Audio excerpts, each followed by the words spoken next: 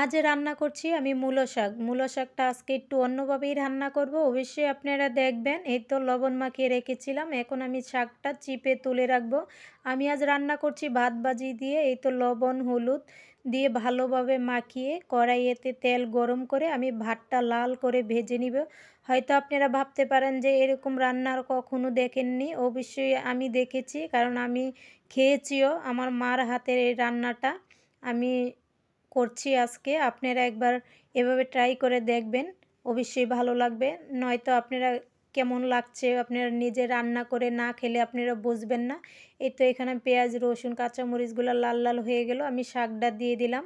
শাকটা কিছুক্ষণ আমি নাড়াচাড়া করব, যেহেতু আমি আগেই লবণ দিয়ে মেখে রেখেছিলাম। এখন আমি অল্প পরিমাণে লবণ দিব। এই তো আমি শাকটা একটু ভালোভাবে তেল মশলার সাথে মিশিয়ে নিব। আমি সুন্দরভাবে মিশিয়ে নিচ্ছি। অবশ্যই আপনারা একবার এভাবে রান্না করে খেয়ে দেখবেন।